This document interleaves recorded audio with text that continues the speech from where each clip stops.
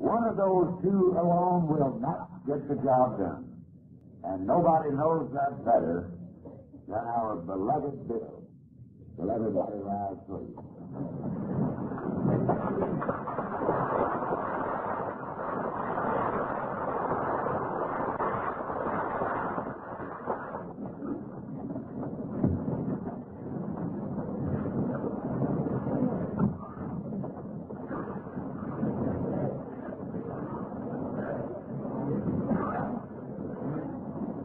Now that we're assembled here in full strength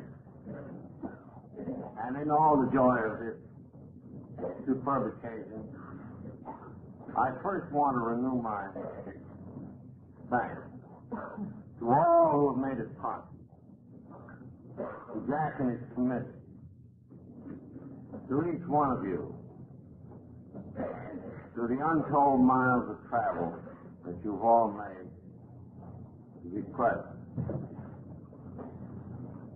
to inspire me, to fill me with the warmth of your hospitality, to be with each other. I am grateful to the governor of this state,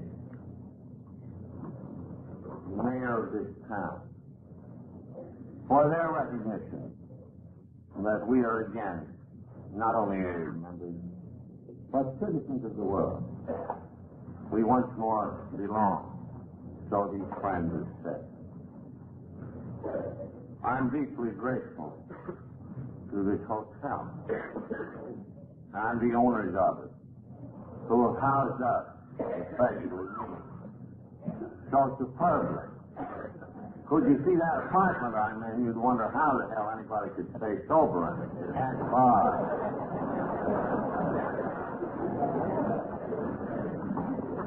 As for me,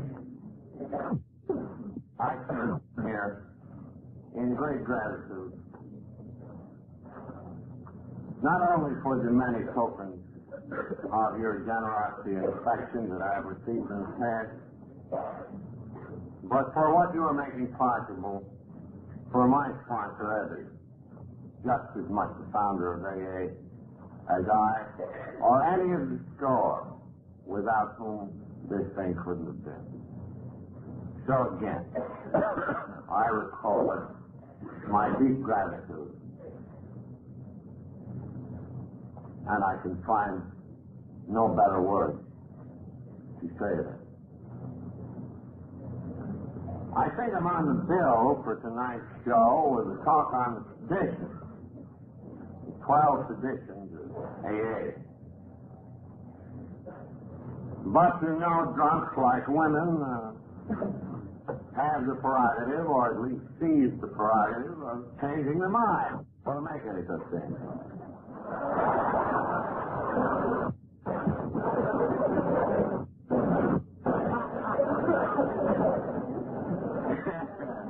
Since this is a banquet, something very effective, I think the traditions 1 to 12 would be a little too grim.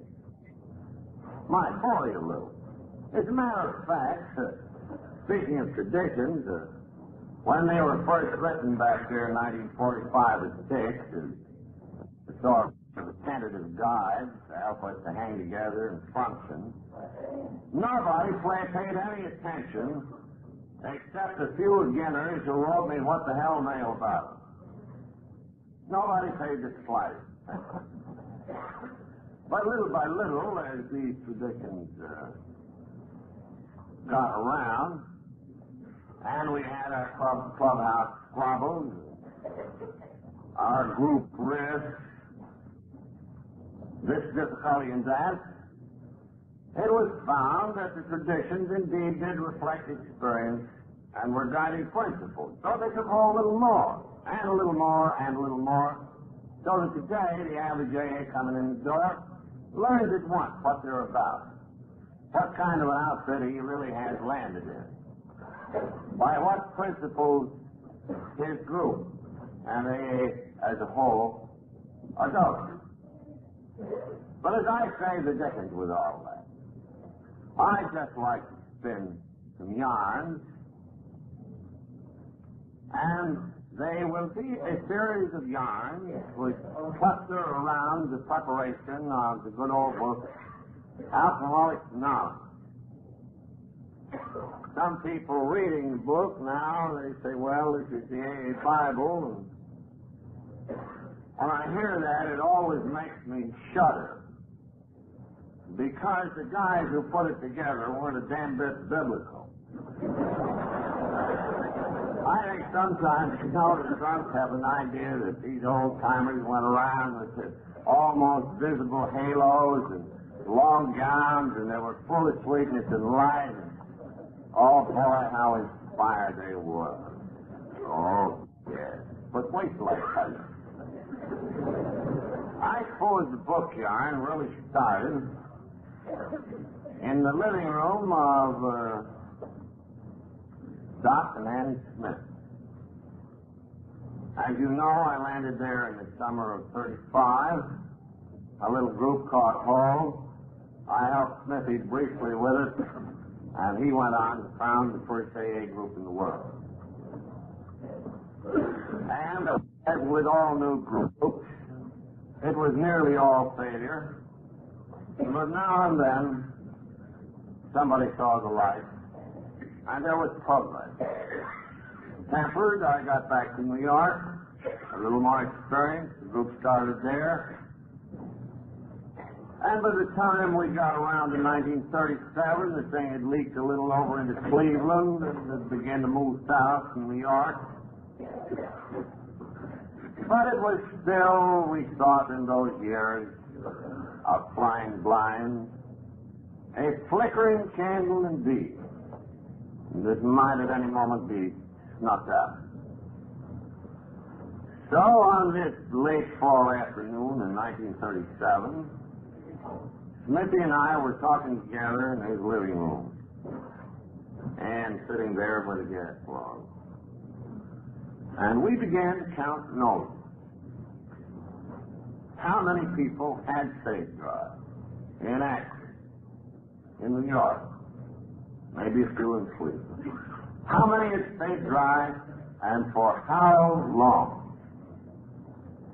And when we added up that score, true, it was a handful, I don't know, 35, 40 maybe. But enough time had elapsed on enough really fatal cases of alcoholism so that when we grasped the import of these small statistics, Bob and I saw for the first time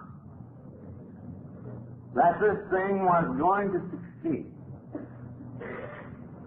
That God in His providence and mercy had thrown a new light into the dark caves where we and our kind had been and were still by the millions dwelling.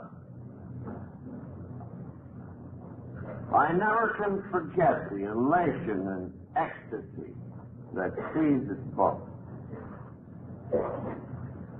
And then we fell happily talking and reflected.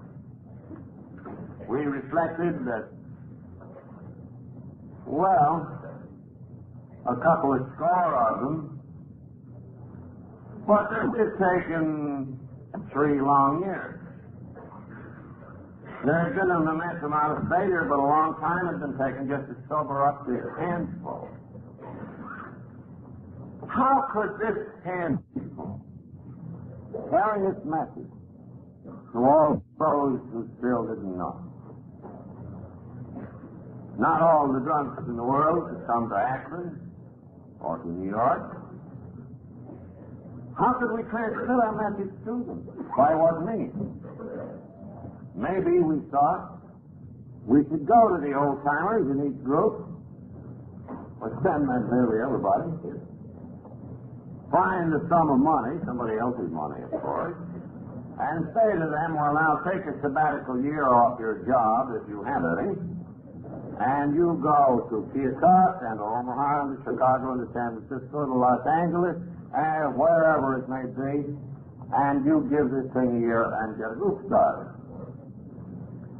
It had already got evident by then, for we were just about to be moved out of the city hospital in Akron to make room for people with broken legs and ailing livers, that the hospitals were not too happy with that. We tried to run their business perhaps too much, and besides, drunks were apt to be noisy in the night and there were other inconveniences, which we're all familiar with. So it was obvious that drunks being such unlovely creatures, we would have to have a great chain of hospitals. And as that dream burst upon me, it sounded good, because you see, I've been down in Wall Street in the promotion business.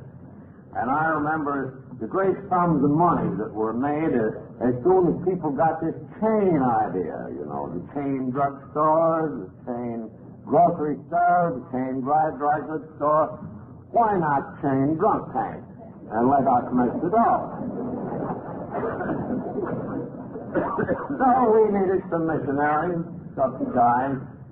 We needed a chain of drunk tanks. That got very clear. Awful clear to me. Bob is a conservative type of Yankee. I don't think he was quite so fast for those items, but I was very insistent. It would take a pile of dough to finance all this, but after all, with this brand new light shining in our dark world, we just squirted in the eyes of rich guys and made up with the dough. Besides, we reflected, we'd have to get some kind of literature. Up to this moment, not a syllable of this program, so far as I know, was in writing. And it was a kind of a word-of-mouth deal. With variations according to each man or woman's fancy. Well, in a general way, we said, well, the booze has got you down, boys, and you got an allergy and an obsession, and you're hopeless. If you are, you better get honest with yourself. Take stock. You ought to talk this out with somebody. Kind of a confessional, you know. And you ought to make restitution for the harm that you did. You ought to make amends and all that kind of business. And, well, you played as best you could, according to your life and facts. And that was the sum of the word-of-mouth program up to that time. But as I say, variations on that were already appearing. How could we unify this thing? Could we, out of our experience, get certain principles, describe certain methods that had done the trick for us? Yes, obviously. If this movement was to propagate, it had to have a literature so its message could not be garbled either by the drunks or by the general public. So Bob and I reflected that late afternoon in 1937. Missionaries, chain of drunk tanks, and a book. Well, even by then, he and I had begun to learn that we were not the government of Alcoholics Anonymous. He, I guess more than I, already realized that the conscience of the group, the opinion of the group, when it was an informed opinion and in the group's interest, could be better than our own. We'd better consult folks. Well, there was dear old non-alcoholic, his wife, T. Henry Williams, there in Akron, and they'd let us meet in their house. After it got out of the Smith parlor, it got into theirs, and he was a great friend of ours. So we called a meeting of the Akron group, that is to say, those who had been sober any great length of time. I think for this particular meeting we scraped up about 18. And that evening, Bob and I told them that we were within sight of success, that we thought this thing might go on and on and on.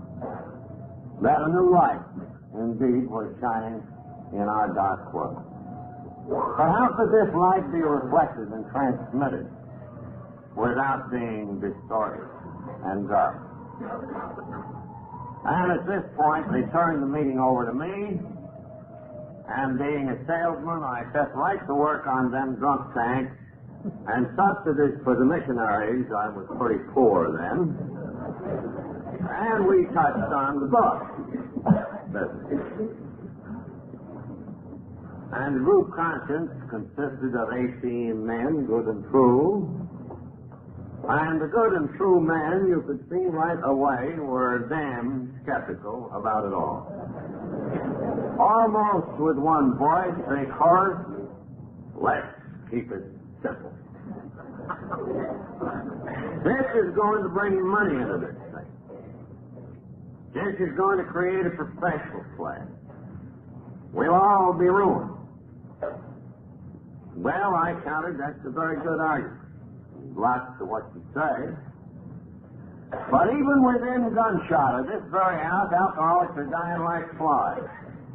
And if this thing doesn't move any faster than it has in the last 3 years, it may be another 10 before it gets to the outskirts of Akron.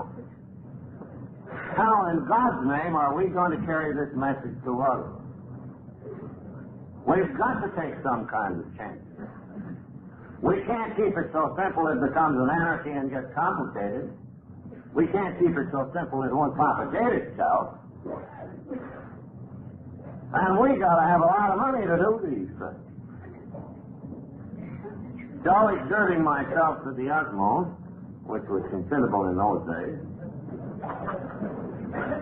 we finally got a vote in that little meeting, and it was a mighty close vote. By just a majority of maybe 2 or 3. The meeting said with some reluctance, "Well, Bill, if we need a lot of dough, you better go back to New York where there's plenty of it, and you raise it." Well, boy, that was the word I've been waiting for. So I scrammed back to the great city, and I began to approach some people of means and describe this tremendous thing that had happened. And it didn't seem so tremendous to the people of means at all. They said, what, 35 or 40 drunk? Sobered up? They have sobered him up before now, you know. And besides, Mr. Wilson, don't you think it's kind of sweeping up the shavings? I mean, wouldn't there something for the Red Cross be better? In other words, with all of my most ardent solicitation, I got one hell of a freeze from the gentleman of wealth. Well, I began to get blue. And when I began to get blue, my stomach picked up as well as other things. And I was laying in bed one night with an imaginary ulcer attack. Used to have them all the time. I had one at the time, 12 steps for it. And I said, my God, we're starving to death here at Clinton Street. By this time, the house was full of drunks. They were eating us out of house and home. In those days, we never believed in charging anything for anybody for anything, so Lois was earning the money. I was being a missionary, and the drunks were eating meals. This can't go on. We gotta have them drunk tanks, we gotta have them missionaries, and how we gotta have them missionaries, and we gotta have a book. That's for sure. Well, the next morning, I crawled into my clothes, and I found my brother-in-law. He's a doctor, and he is about the last person who stuck to me when the ship was way, way down. The only one, save, of course, dear Lois. Well, I said I'll go up and see Leonard. So I went up to see my brother-in-law, Leonard. He pried out a little time between the patients coming in up there. And I started my awful bellyache about these rich guys who wouldn't give us any dough for this great and glorious enterprise. So well on its way.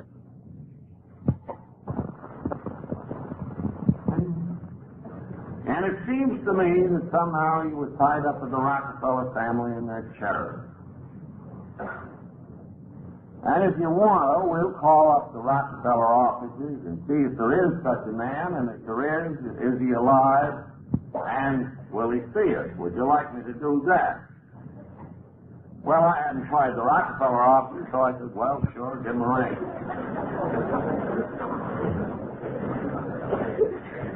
On what slender threads our destiny sometimes hangs. Remember, my brother-in-law said I knew a girl, and I think she had an uncle. So the call was made.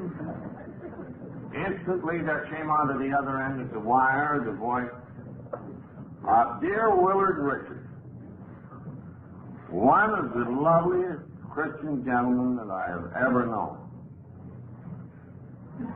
And the moment he recognized my brother-in-law, he said, why, Leonard, he said, where have you been all these years? Well, my brother-in-law, unlike me, is a man of very few words, so he quickly said to dear old Uncle Willard that he had a brother-in-law who was apparently having some success sobering up drunks, and could the two of us come over there and see him? Why, certainly, said dear Willard, come right over. So we go over to Rockefeller Plaza, we go up that elevator, 54 flight, 56, I guess it is, and we walk plump into Mr. Rockefeller's personal offices, asked to see Mr. Richards. And here sits this lovely, benign old gentleman, who nevertheless had a kind of shrewd twinkle in his eye. So I sat down and told him about our exciting discovery. This horrific cure for alcoholics that had just hit the world. How it worked. What we had done. And boy, this was the first receptive man with money or access to money. Remember, we were in Mr. Rockefeller's personal office at this point. And by now, too, we had learned that this was Mr. Rockefeller's closest personal friend, perhaps. So he said, why, yes, said I. Much interested. Would you like to have lunch with me, Mr. Willard? Well, now, you know, for a rising promoter, that sounded pretty good. We're going to have lunch with best friend of John D. Things were looking it up. My ulcer attack disappeared.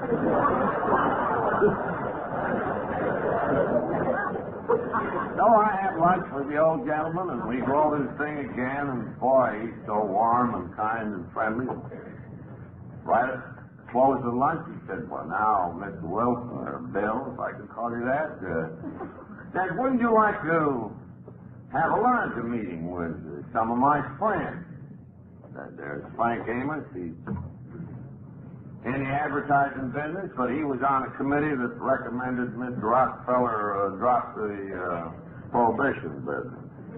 And there's Leroy Chipman. He looked at Mr. Rockefeller's real estate.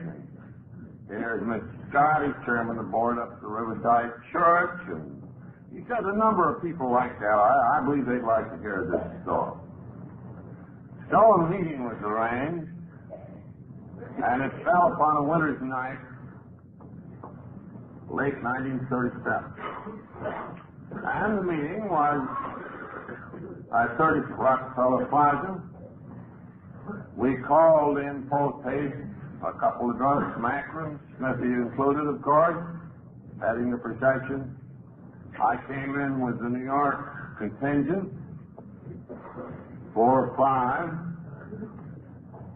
And to our astonishment, we were ushered into Mr. Rockefeller's personal boardroom, right next to our office, right next to his office.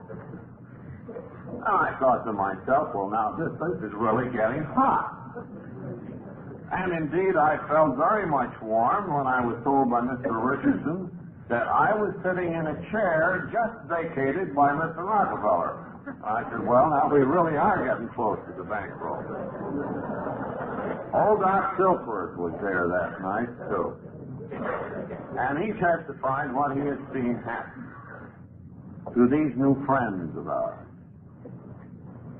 And each drunk, thinking of nothing better to say, well, each of us told our stories of drinking and of recovery. And these folks listened. They seemed very definitely impressed. So I could see that the moment for the big touch was coming. So I gingerly brought up the subject of the drunk tanks, the subsidized missionaries, and this question of a book or literature. Well, God moves in a mysterious way his wonders to perform. But it didn't look like a wonder to me when Mr. Scott, head of a large engineering firm and chairman of the Riverside Church, looked at us and said, but gentlemen, that up to this point, this has been the work of goodwill only. No plan, no property, no paid people, just one carrying the good news to the next. Isn't that true? And may it not be that that is where the great power of this society lies?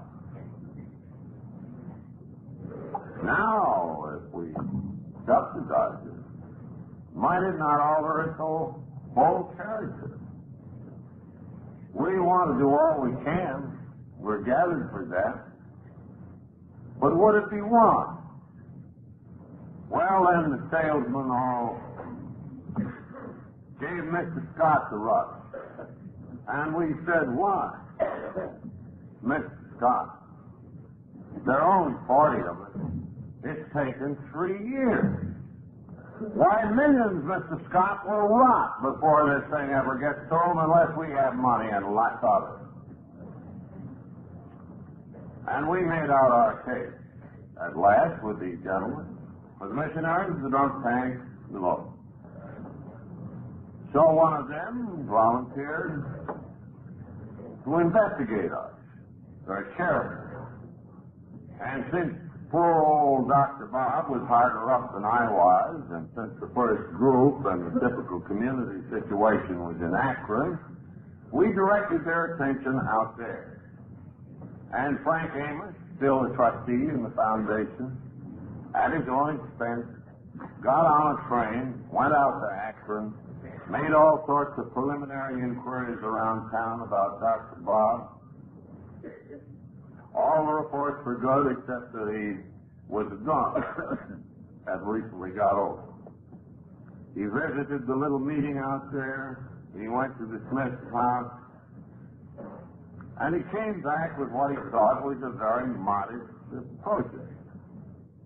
And he recommended to these friends of ours that, well, we could have at least just a total amount of money at first, say $50,000, something like that. That would clear off the mortgage on Smith's place. It would get us a little rehabilitation place. We could put Dr. Smith in charge.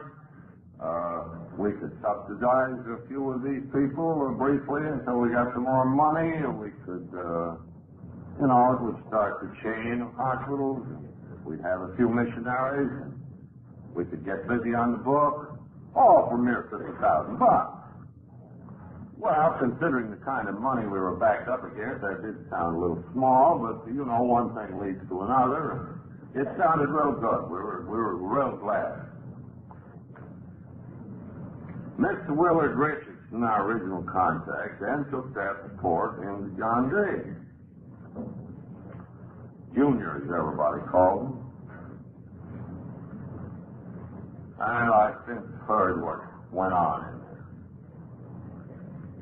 Mr. Rockefeller read the report, called Willard Richardson back, and he said, somehow I am strangely stirred by all this. This interests me immensely. And then looking at his friend Willard, he said, but isn't money going to spoil this thing? I'm terribly afraid that it would. And yet I'm so strangely stirred by it.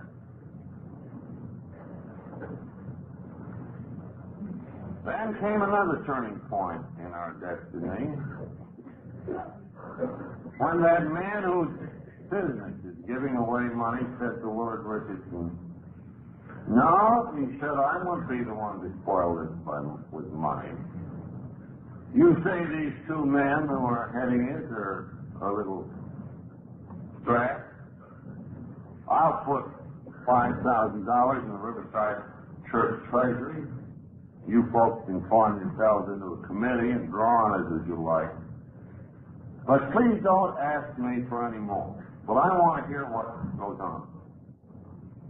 Well, the $50,000 then shrunk to $5,000.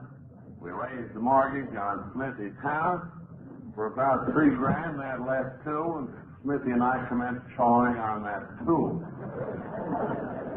Well, that was a long way from the strings on the drunk tank, books, and missionaries.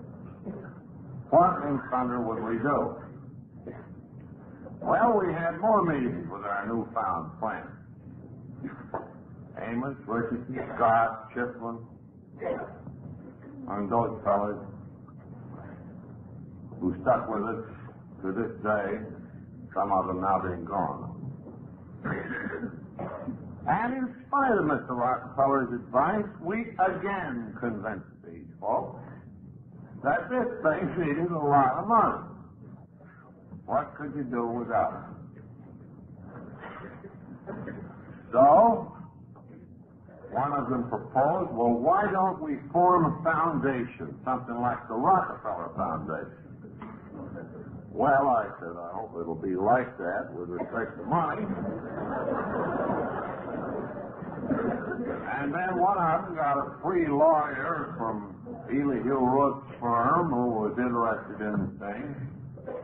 And we ought to ask him to draw up an agreement of trust, a charter, for something to be called the Alcoholic Foundation.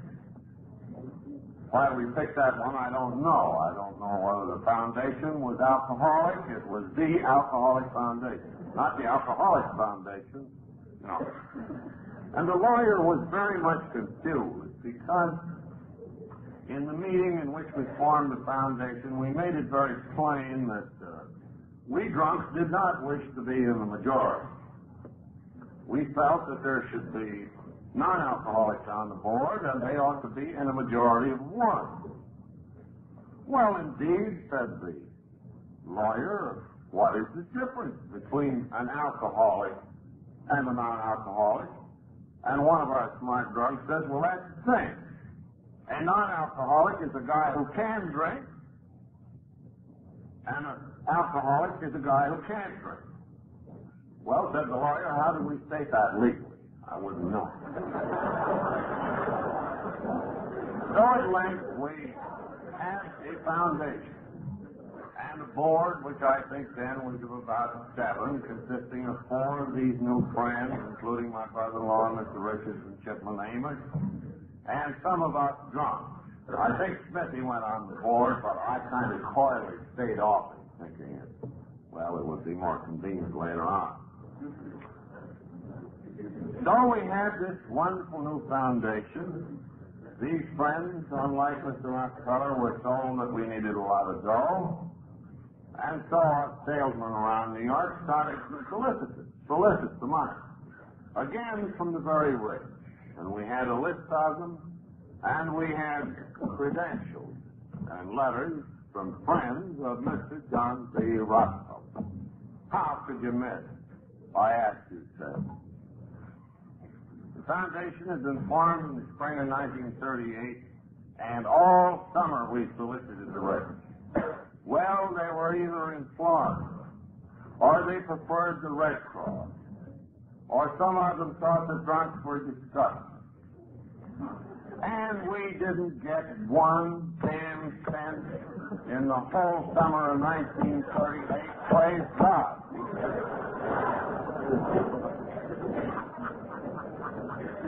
Well, meantime, we began to hold trustee meetings, and they were commiseration sessions on getting no dough. What with the mortgage and what with Smithy and me eating away at it, the $5,000 had about gone up the flue, and we were all stony broke again. Smithy couldn't get his practice back either because he was a surgeon, and nobody liked to be carved up by an alcoholic surgeon, even if he was 3 years. So things were tough all around, no fool. Well, what would we do? So one day, probably in August 1938, I produced at a foundation meeting a couple of chapters of a proposed book in rough and in mimeograph. As a matter of fact, we've been using chapters of this proposed book, along with some recommendations of a couple doctors down at Johns Hopkins to try to put the bite on the rich. And we still have these 2 book chapters kicking around. So Frank Amos said, well, now I know the religious editor down there at Harvard, old friend of mine, Gene Exton. He said, why don't you take these 2 book chapters, your story and the introduction to the book, down there and show them to Gene and see what he thinks about it. So I took the chapters down. To my great surprise, Gene, who has since become a great friend of ours, looked at the chapters and said, why? He said, Mr. Wilson, he said, could you write a whole book like this? Oh, I said, sure. Well, there was more talk about it. I guess he went in and showed it to Mr. Canfield, the big boss. Now, the meeting was had, and the upshot was that Harper's intimated that they would pay me, as the budding author, $1,500 in advance royalties, bringing enough money in to enable me to finish the book. Well, I felt awful good, about that. It made me feel like I was an author, a comer maybe. I felt real good about it. But after a while, not so good. Because I began to reason, and so did the other boys, well, if this guy Wilson eats up the $1,500 while he's doing this book, after the book gets out, it'll take a long time to catch up. And if this thing gets some publicity, what are we going to do with the inquiry? And after all, what's a lousy 10% royalty anyway? Well, the $1,500 still looks pretty big to me. Then we thought, too, now here's a fine publisher like Harper's, but if this book, if and when done, should prove to be the main textbook for AA, why would we want our main means of propagation in the hands of somebody else? Shouldn't we control it? Well, at that point, the book project really began to get hot. It began to take off.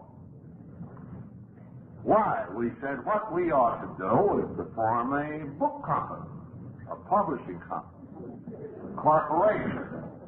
We should call it, let us say, Works Publishing Company, this being the first of a great many works, you see.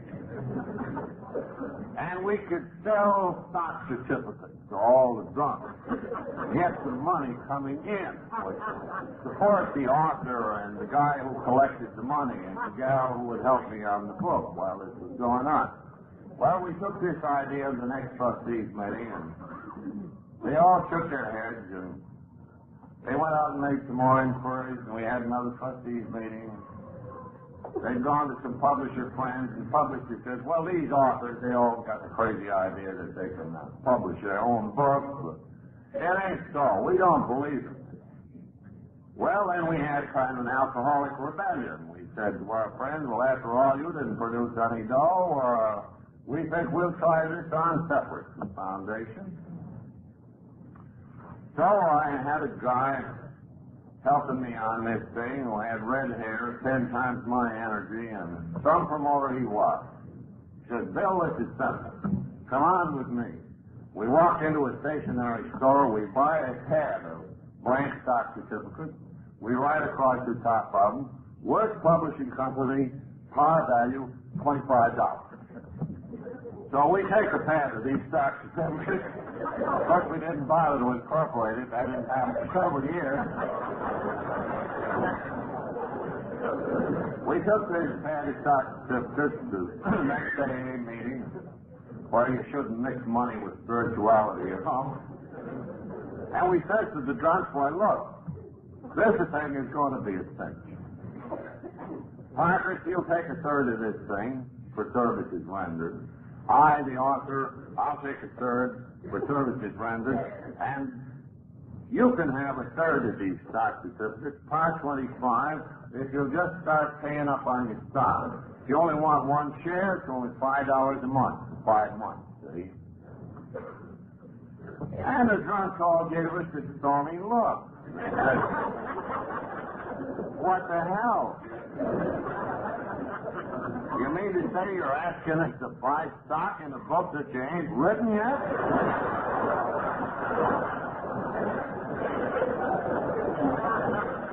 Why, sure, we said.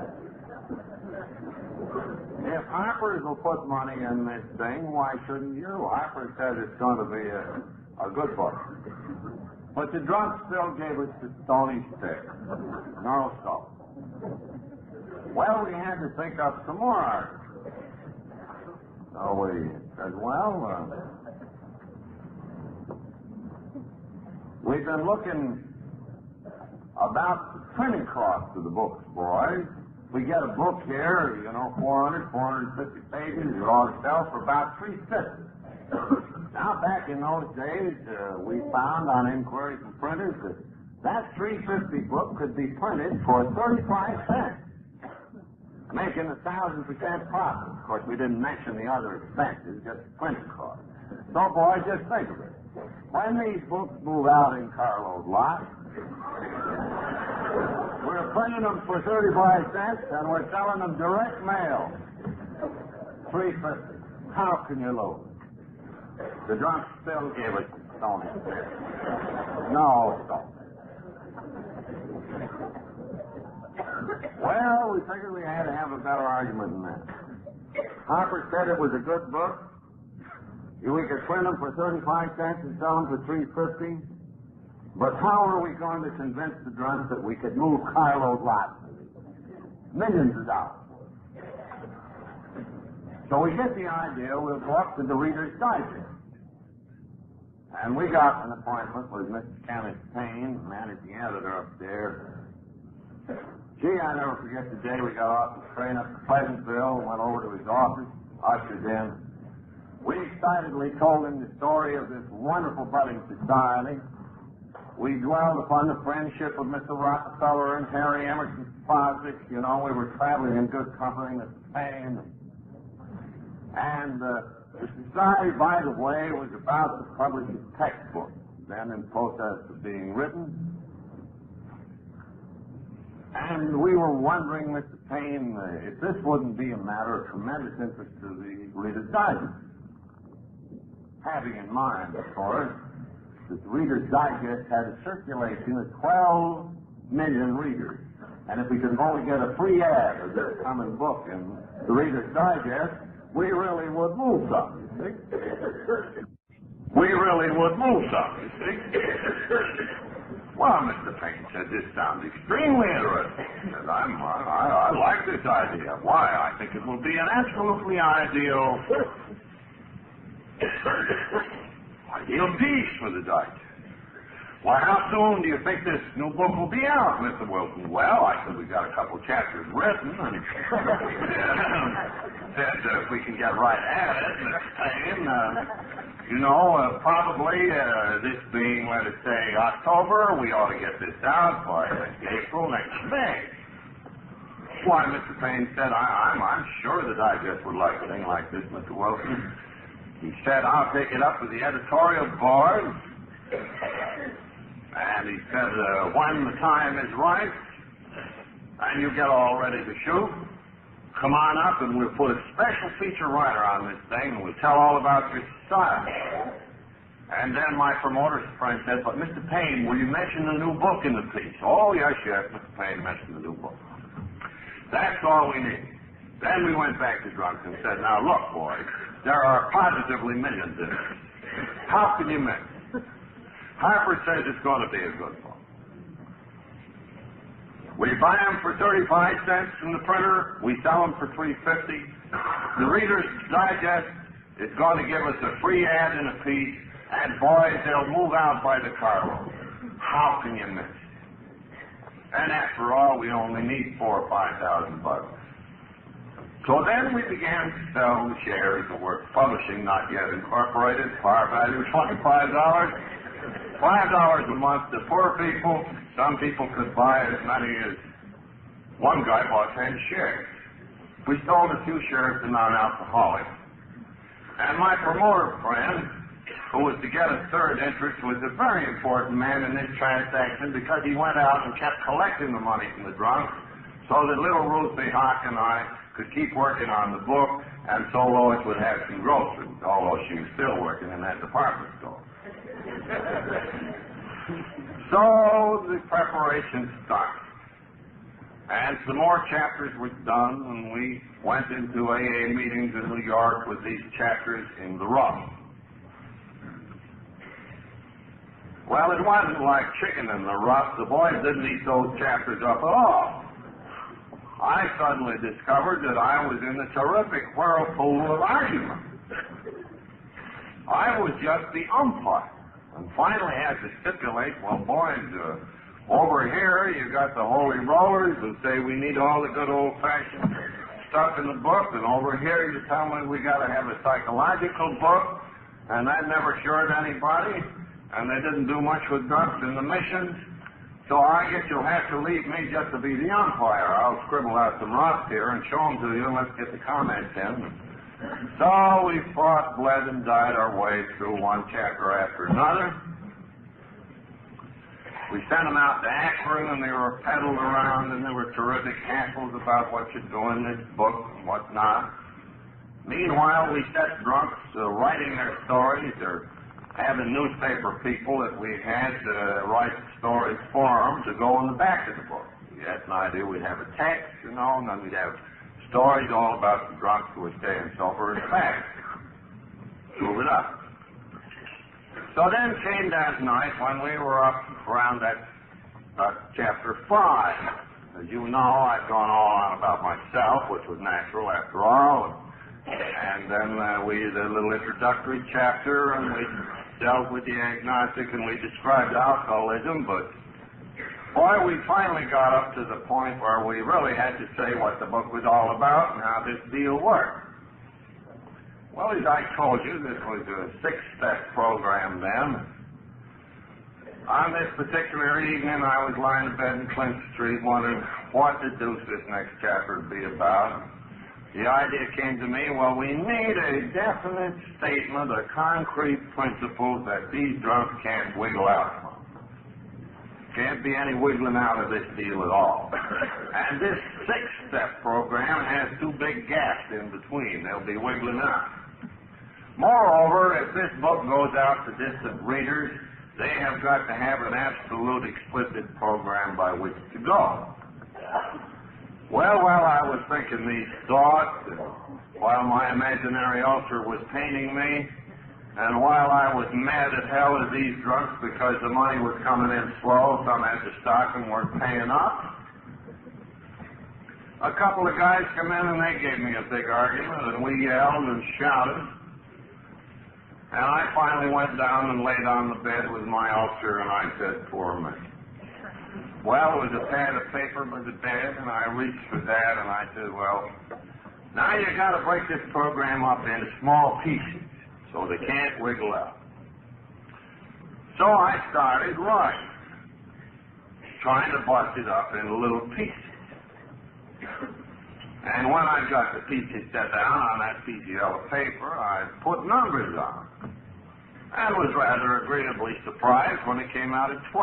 I said, well, that's a good significant figure in Christianity and mystic lore.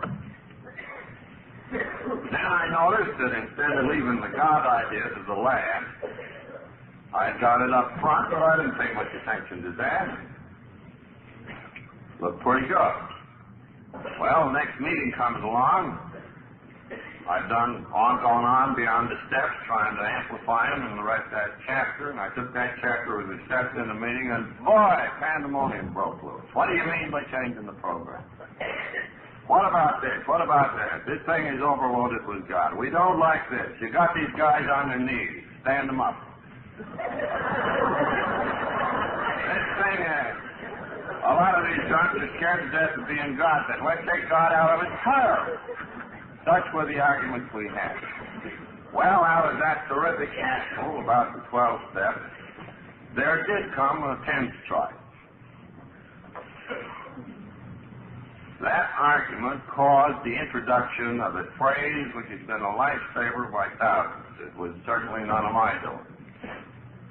I was on the pious side then, you see, still suffering from this big hot flash of mine.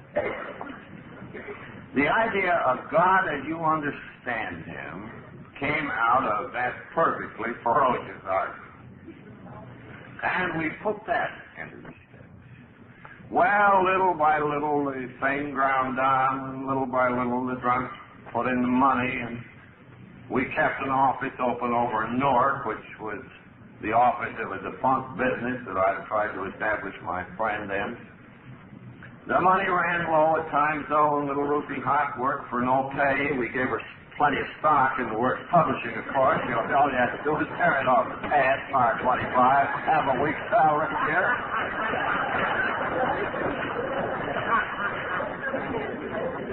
So we got around to about January 1939. Somebody said, well, and we better test this thing out, and we better kind of make a pre-publication copy, a monolithic or a mimeograph copy of this text and a few of these stories that had come in. Try it out, you know, on the preacher, on the doctor, Catholic Committee on Publication, psychiatrists, policemen, fishwives, housewives, drunks, everybody. Just to see if we got anything that goes against the grain any place, and also to find out if we can't get some better ideas here. So at considerable expense, we got this pre-publication copy made, and we peddled it around, and the comments came back. Some of it very helpful. And went, among other places, to the Catholic Committee on Publication in New York.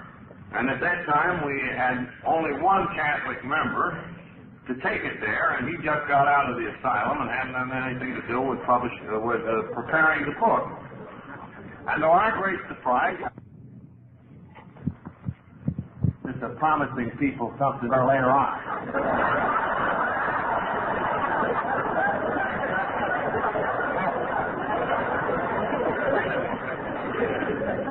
Well, so the book had passed months. And the stories came in, and somehow we got them edited. Somehow we got the galley together. We got up to the printing contract. Well, meanwhile, the drunks had been kind of slow on those subscription payments. And saying a little further on, I was able to go up to Charliestown, where old Doc Silford held forth. Charlie believed in us mightily. So we had put the slug on Charlie for $2,500. Charlie didn't want any stock. He wanted a promissory note. On the book, not yet written. So we tapped Charlie for $2,500, which we routed around through the Alcoholic Foundation so it could be tax exempt, you understand? So also we had blown in, supporting 3 of us in an office to do this job in these 9 months, upwards of $6,000, and the money in the till was getting very low. Well, we still had to get it printed. So we go up to Cornwall Press, the largest printer in the world, where we had made a previous inquiry, and we asked about printing, and, oh yes, they'd be very glad to do it, and how many books would we like? Well, we said, that's very hard to estimate. Of course, our membership is very small at the present time. We won't sell many of the membership, but after all, the Reader's Digest is going to print a plug about it. To 12 million readers, this book should go out in carloads, Mr. Printer. And Mr. Printer was none other than dear old Mr. Blackmore. one of our great friends. And Mr. Blackwolf said, well, boys, how much of a down payment going to make? How many books would you like printed? Well, we said, we'll be conservative. Let's print 5,000 of them just to start. And Mr. Blackwell said, well, what are you going to use for money? Well, we said, well, we won't need much. I imagine a few $100 on account. Be all right with you, Mr. Blackwell. Of course, after all, we're traveling very good company. You know, we're friends of Mr. Rockefellers and all that. So Blackwell started printing the 5,000 books. Plates were made and the galleys were read. Gee, all of a sudden we thought in the Reader's Digest. So we go up to the Reader's Digest. We walk in on Mr. Kenneth Payne, and we said, Mr. Payne, we're all ready to shoot. And Mr. Payne said, shoot what? Oh, yes, he said, I remember you, Mr. Parkhurst and Mr. Wilson. You were the gentleman up here last fall. He said, I told you that I thought the Reader's Digest would be interested in this new work and in this book. But he said, right after you were here, I consulted our editorial board, and to my great surprise, they didn't like the idea at all, and I forgot to tell you. Boy, we had the drunks with $4,500 in it. Charlietown took for $2,500. On the cuff with the printer. Maybe $500 left in the bank.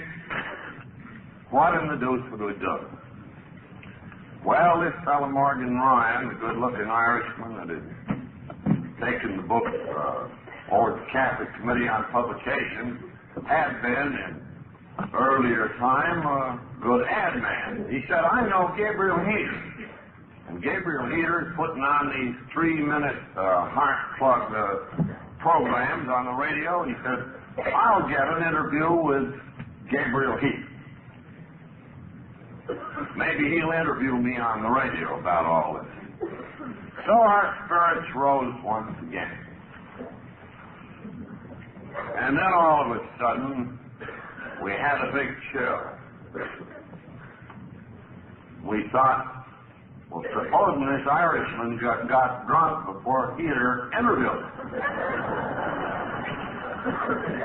So he went over to see Heater, and lo and behold, Heater would interview him. And then we got still more scared. So we rented a room in the Downtown Athletic Club, and we put Ryan in there with the day and night guard for 10 days.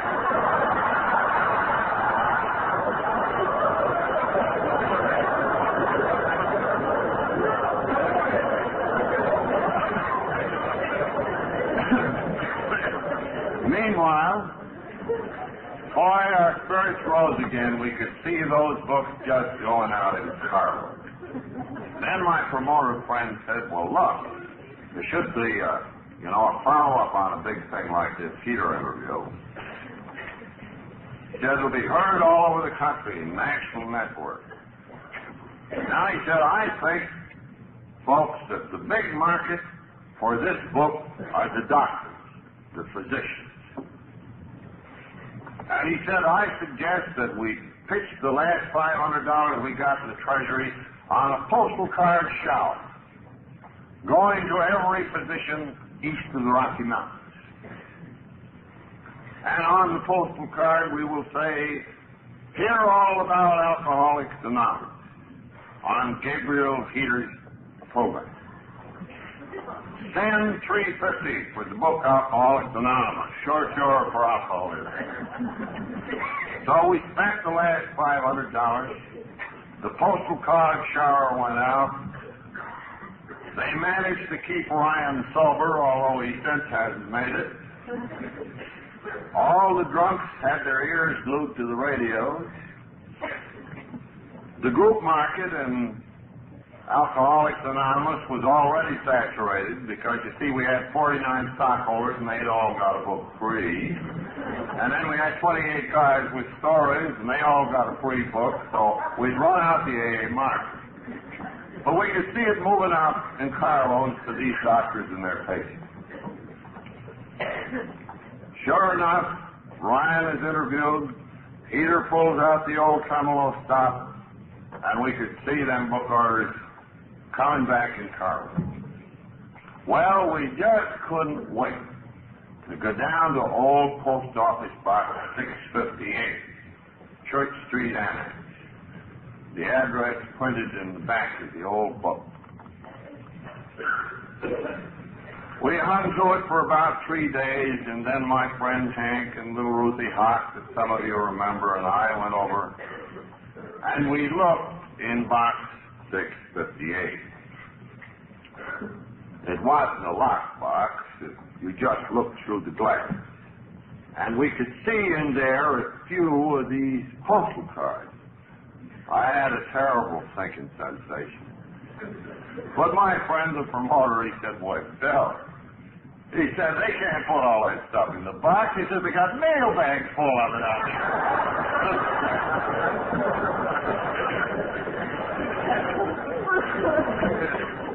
So we go to the clerk, and he brings us out 12 lousy postal cards. 10 of them completely illegible, written by doctors drunk as monkeys. And we had exactly 2 orders for the book Alcoholics Anonymous. And we were absolutely and utterly stony broke. The sheriff then moved in on the office. Poor old Mr. Blackwell wondered what to do for money and felt like taking the book over. And at that very opportune moment, the house in which Lois and I lived was foreclosed, and we and our furniture were set out in the street. And that's the state of the book Alcoholics Anonymous in the summer of 1939, and the state of grace that the Wilsons were in. Moreover, a great cry went up from the drunks, "What about our $4,500? And Charlie, who was pretty well off, was even a little uneasy about that note for $2,500. What would we do? What would we do? Well, we put our goods into storage on the car. Couldn't even pay the drayman. An AA lent us a summer camp. Another AA lent us a car.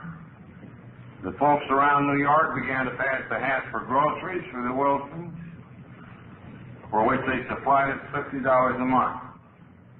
So we had a lot of discontented stockholders.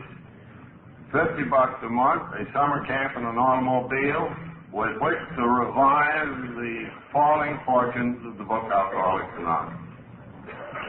We began to shop around from one magazine to another. Would they give us some publicity? Nobody bit.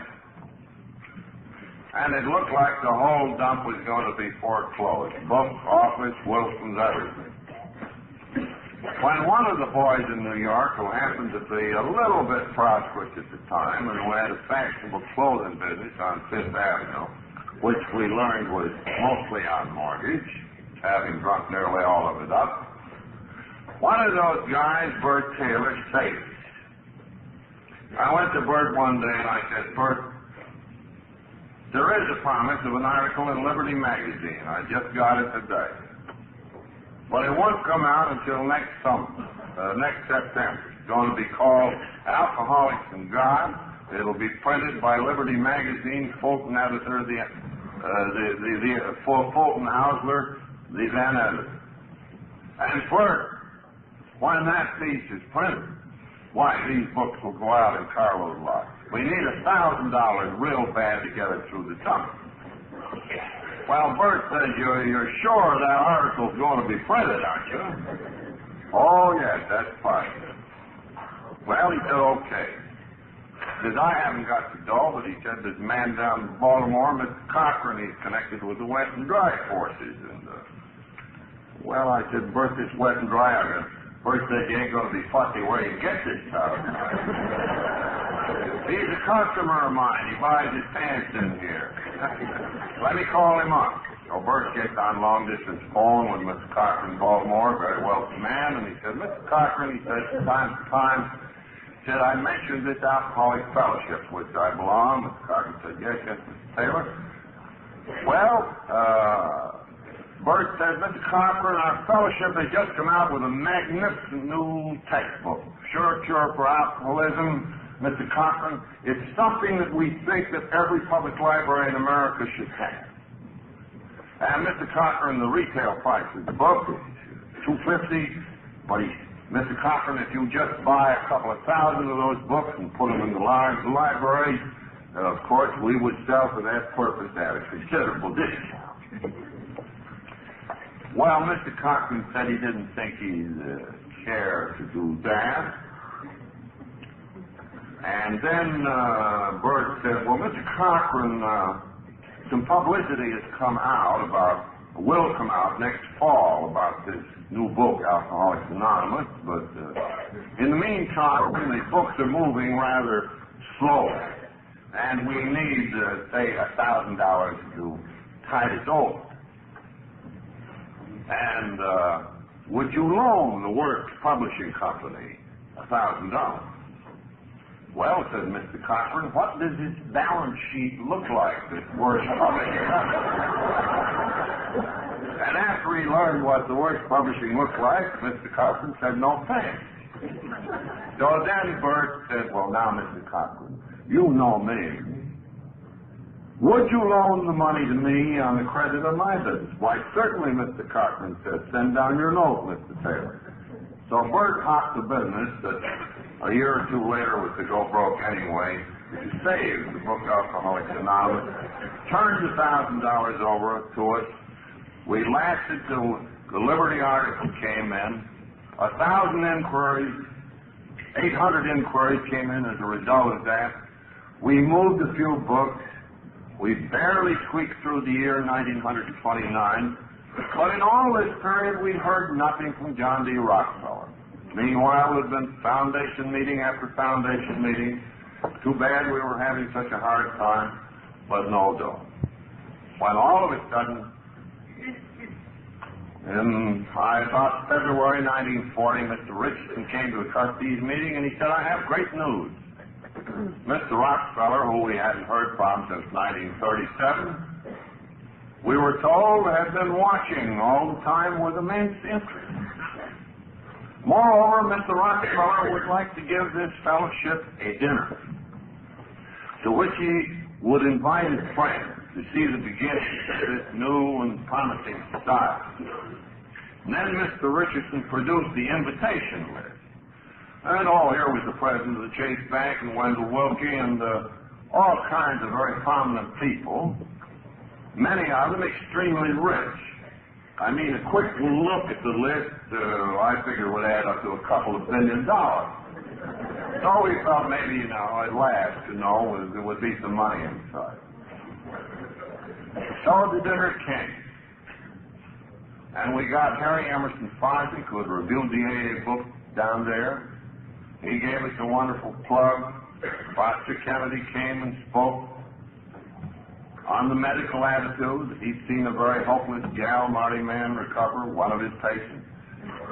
I got up and talked about life among the anonymous.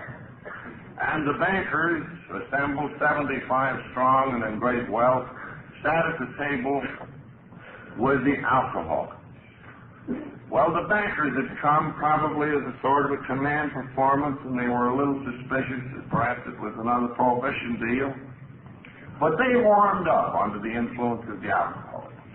Mr. Ryan, the hero of the heater episode, still sober. For example, at his table was asked by a distinguished banker, why, Mr. Ryan, we presume that you are in the banking business.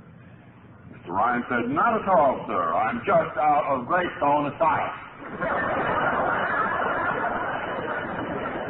Well, that intrigued the bankers, and they were all warming up fine.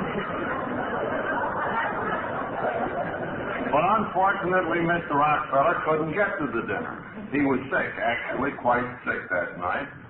And he sent his son, a wonderful gent, Nelson Rockefeller, in his place instead. And after the show was over, everybody was in fine form, and we were all ready again for the big touch. Nelson Rockefeller got up and, speaking for his father, said, "My father sends word that he is so sorry he cannot be here tonight, but so glad that so many of his friends can see the beginning of this great and wonderful thing." Something Nelson Rockefeller said that had affected his life more than almost anything that had crossed him. A stupendous plug that was. Then said Nelson, "But first, gentlemen, this is a work that proceeds on goodwill. It requires no money." Whereupon the $2 million got up and walked out. Well, that was a terrific letdown, but we weren't let down very long. Again, the hand of Providence had intervened. Right after the dinner, Mr. Rockefeller asked that the talks be published in the pamphlet. He approached the rather defunct Works Publishing Company and said he would like to buy 400 books to send to all of the bankers who'd come to the dinner and all who had not. Well, seeing that this was for a good purpose, we let him have the books cheap. He bought them cheaper than anybody had since. We sold 400 books to John D. Rockefeller Jr. for $1 a piece to send his banker friends. So, he sent out the book, the pamphlet, and with it he wrote a personal letter and signed every doggone one. And in this letter, he again recited how glad he was that his friends had been able to see this great beginning of what he thought would be a wonderful thing, how deeply it had affected him. And then he said, "Fortunately, gentlemen, this is a work of goodwill. It leaves little, if any, money, perhaps a slight amount of temporary help. I," said John D. Rockefeller, "am giving these good people $1,000. So the bankers all received Mr. Rockefeller's letter, and they all tied it up on the cuff. Well, if John D. is giving $1,000, me with only a few millions, I should send these boys about $10. I'm dead. One who had an alcoholic relative in tow sent us in as high as $300. So with Mr. Rockefeller's $1,000, plus the solicitation of all the rest of these bankers, we got together the princely sum of $3,000, which was the first outside contribution to the Alcoholic Foundation. And that $3,000 was divided equally between Smithy and me so that we could keep going somehow. And we solicited that dinner list for 5 years and got about $3,000 a year out of it for 5 years. And at the end of that time, we were able to say to Mr. Rockefeller, "We don't need any more money. The book income is helping to support our office. The groups are contributing to fill in. The royalties are taking care of Dr. Bob and Bill Wilson.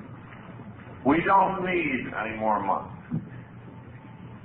Now you see, Mr. Rockefeller's decision not to give us money saved his society. He gave of himself. He gave of himself at a time when he was under public ridicule for his views about alcohol. He said to the whole world, "This is good." The story went out on the wires all over the world. People ran into the bookstores to get the new book, and boy, we really began to get some book orders. An awful lot of inquiries came into the little office there at Levy Street. The book money began to pay to answer them. We hired one more help. There was Ruthie, another gal, and me. And then comes Jack Alexander with a terrific article in the Saturday Post. Then came an immense flood of inquiries. or 7,000 of them, and Alcoholics Anonymous has become a national institution. Such is the story of the preparation of the book Alcoholics Anonymous, and of its subsequent effect. You all have some notion. The proceeds of that book have repeatedly saved the office in New York. But it isn't the money that has come out of it that is matter. It is the message that it carries in it, that has transcended the mountains and the sea, and is even at this moment lighting candles in dark caverns and on distant beaches.